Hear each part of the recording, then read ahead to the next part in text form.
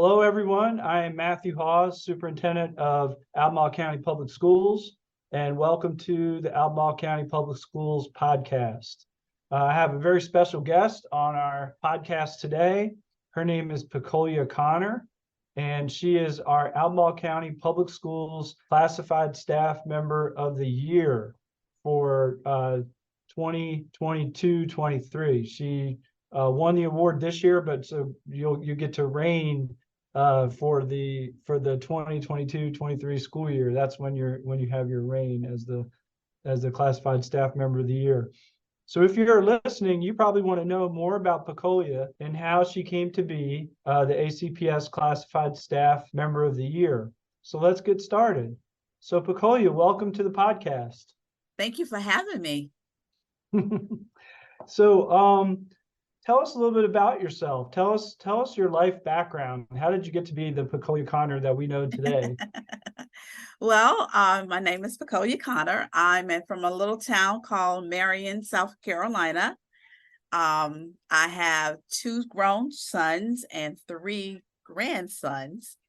The reason I got into education was because my mother was a teacher. My aunt was a teacher, and I have lots of cousins that were teachers. 3 sons or 3 grandsons? 2 sons and 3 grandsons, all That's a lot of boys. A lot of boys. So, your mother was a teacher. Tell us more about that. My mother was a first grade teacher at a little town called Turtles Bay Centenary, and the name of the school was called Turtles Bay Elementary School. And she was a first grade teacher, and she taught for about maybe 30 years. Yes. So she would bring her work home, and I would line my little doll babies up, and I would pretend that I was the teacher, and I was just going away. So it was like instilled in me, I guess. Oh, so yes, it sounds like it's in your blood, and your mother was a great example for you or to become an educator. So realizing that you feel a little bit like you're following in your mom's footsteps, but what else is it about education that attracted you to this work? I guess what it was is because I always loved to be around children. And I always, like I said, I always wanted to teach children. And I think that is the most important thing of the centuries, because everyone has learned from a teacher. Before you become anything in your professional, you had to have a teacher to get to that point. What's your favorite thing about working at Agner-Hurt Elementary School? Gosh, my favorite thing about working at Agner-Hurt School when I first started 13 years ago is when I first entered the building, it felt like family, and we're here and I love the way how the staff, how we gather around the children and help the children, and we help one another. And like I said, it's like you coming home to your family. Mm-hmm. We're just like one big family. How about EDEP? What's your favorite thing about that? The favorite thing about EDEP is that not only do I get to see the children during the school, I get to see those same children in the afternoon. And I get to find out, how their day was. I'm like their parent. So I get to find out how their day was and what challenge they had, if they have any, and we'll sit down and we'll discuss it. Mm-hmm. So that's my favorite part of the day. So when you were growing up, what was your favorite subject in school? My favorite subject, and during that time they call it English, but now we call it literacy. So I remember I used to love to read. I would go in my room and I would just read. And my parents would be calling me, and I was all in tune into my books that I didn't hear them. And I always tell people, that if you want to know something, if you want to take a trip and you can't afford to, get a book about maybe Paris. And you can read about it, and before you know it, you're right into Paris. That's so yeah. So true. Do you have time to read right now? Do I have time to read? Yeah. I believe it or not, I read every night before I go to bed. What's your favorite book you're reading right now? What my favorite book I'm reading right now is is how to become successful in life. Do you remember the title? I can't remember the title, but that's How to Become Successful in Life. Yeah. But my favorite book as a child, and has always been, is Caps for Sale. I think I remember that. What's that one about? It's about this man. He was a peddler and he was selling caps. Uh-huh. And he fell asleep. He was so tired from walking, he fell asleep under the tree. And the monkeys came out and they just, Oh yeah. yeah, got all his hats and they were saying, caps for sale, caps for sale. Yeah, I do remember that. I read that Yes. book too. Um, so outside of work, what kind of extracurricular activities, like hobbies and activities, do you enjoy? Well, I believe in helping out in the community. So by that, I am a member of the Buffalo Soldiers of Charlottesville, Virginia. So and what we do is we give back to the community. So yes, I do ride a motorcycle. What kind of motorcycle do you have? I have a Can-Am. What's that? It's where my motorcycle is 2 wheels on the front and one wheel on Okay. the back. Does it go fast? Depends on how fast you want it to go. You're in control of it. That's a good answer. You're very diplomatic in your answers. Let's see. So tell us more about the Buffalo Soldiers. So how does riding a motorcycle, how does that translate into giving back? Well, what we do is every year we give scholarships, and we give scholarships to put our applications out to the high schools, and we give scholarships. Whoever we picked for that scholarship, they not only get a scholarship from us, they get a scholarship from our frontier. Also, during Thanksgiving and Christmas, we go to a grocery store, and randomly we pick people to buy their groceries. And of course, I Oh, go to wow. you. I said, "Hey, how are you doing today?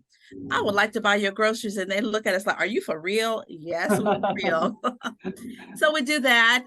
We go into the community and we go out to schools and we tell them about the history of the Buffalo Soldiers. That is so wonderful.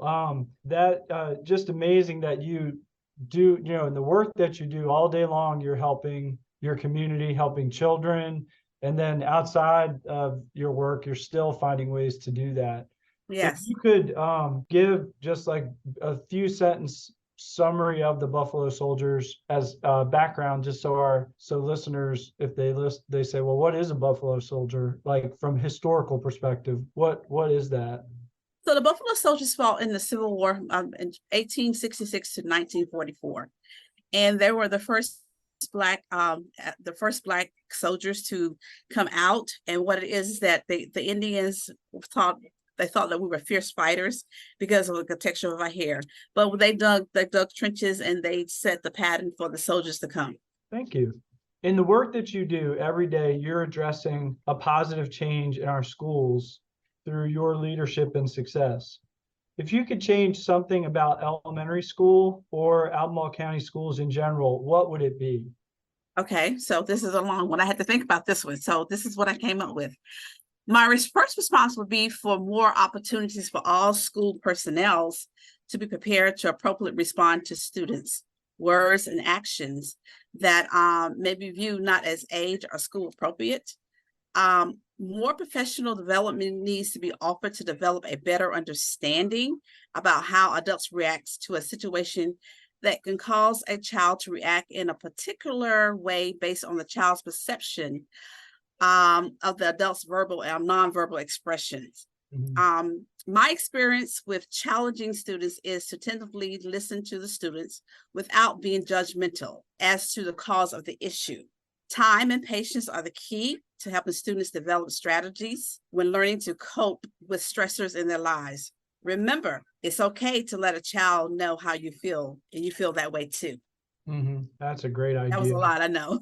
No, well, we have a lot of conversations about that. And I think that your idea around professional development, almost everything that we want to try to improve, we need to have professional development. Lots of times, almost all the time, I think we say things. And when I say we, I mean me, people that I talk to, um, we'll say what the problem is, right? Well, we'll say, well, we've got students who are getting into trouble because, as you said, they'll say or do things that are not appropriate for school.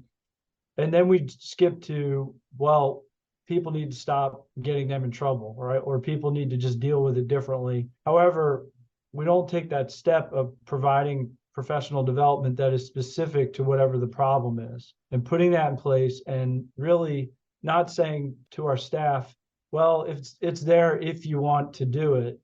We need to say, well, it's a problem, so everybody needs to do it. Everybody needs to learn this.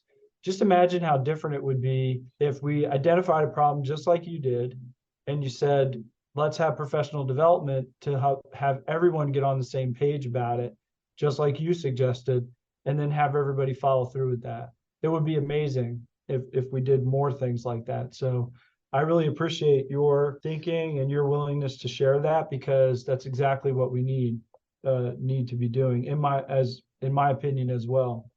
What, as you look to the future, what are your dreams? My dreams now at the end of my career is retiring and just spending time with my grandchildren, but most of all, still helping out in the community. That's what I want to do. What do you like the most to do with your grandchildren? Well, now they're 15, 14, and 12, so they're teenagers now.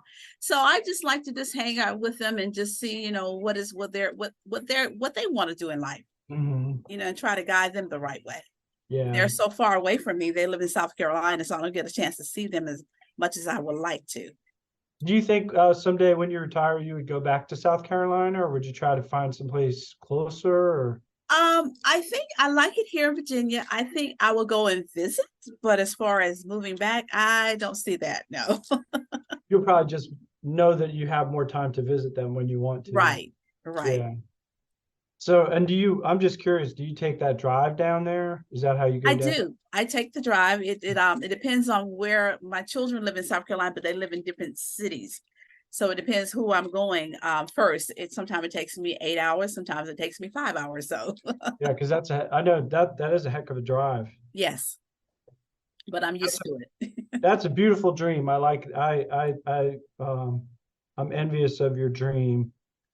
As you think about our educators, what advice do you have for other educators about school and life?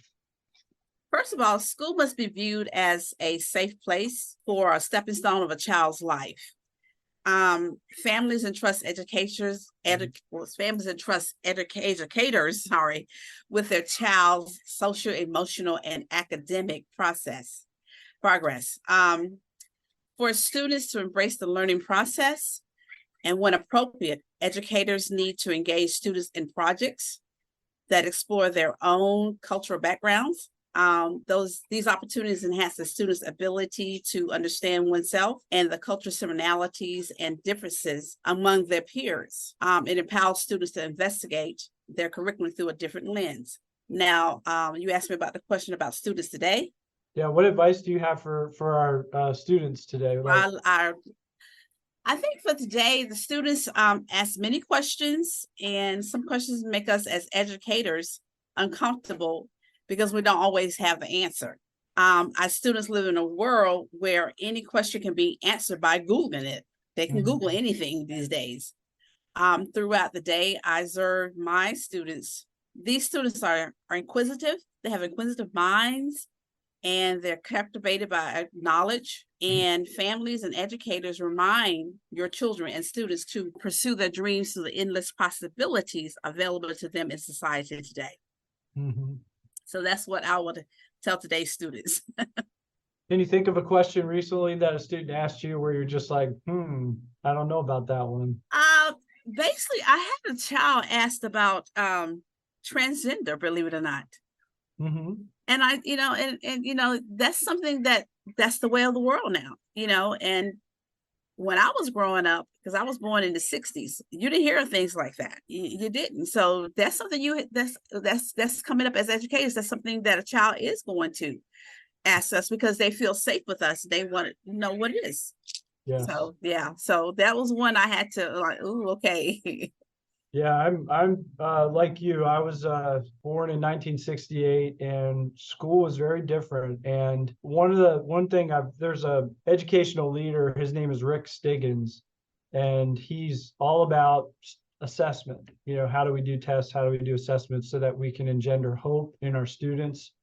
One of the things he talked about in a recent book that I read is that we, for schools to be successful and for students to be successful, we must embrace societal change. And I've heard, I've talked about this with people over time, and I do get pushback, right? Some people I talk to say, well, it's not our role to go with the flow or be a reflection of society. What we should be doing is try to maintain things, right?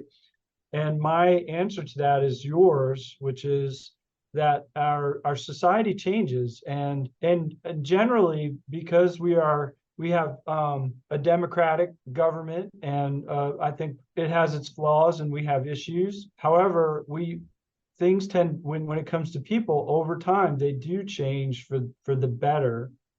And in schools, we need to help students adjust to the changes, and we have to help each other adjust to the changes. So I agree that students are going to ask us tough questions because the society and the world is changing around them, and it's our role to help them adapt. Otherwise, they can't thrive the way that is our intention for them to do so.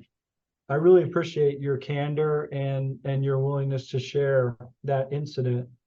So on a lighter note, it has become a tradition for me to ask people what is their favorite snack at this time. So what's your favorite snack, Pecolia?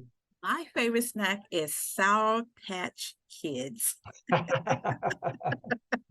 Yeah, why do you like Sour Patch Kids? I don't know, because it's sweet and sour, and that's just me. Sometimes you have sweet and sour days. So That's awesome. I like Sour Patch Kids too. yes. Yeah, they're a great snack. Probably not good like 20 minutes later when I'm bouncing off the wall, but I know, right?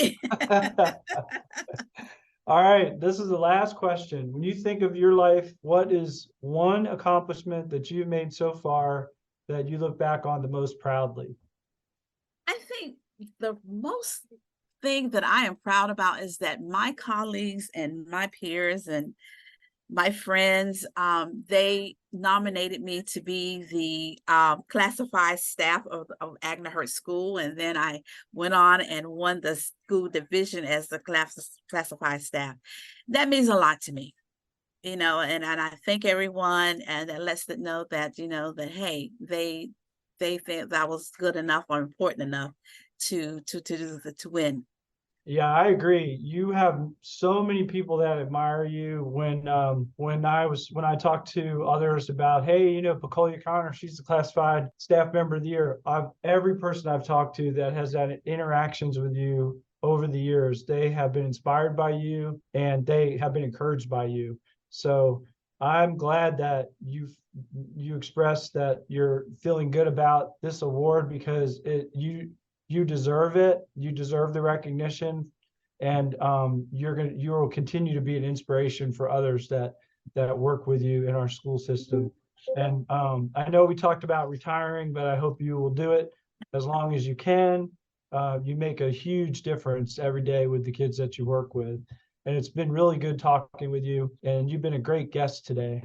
Thank you so much. Thank you, Pecolia. I wish you the best, and as you close out the school year, and I look forward to the next time I get a chance to see you. Thank you. All right. Thank you.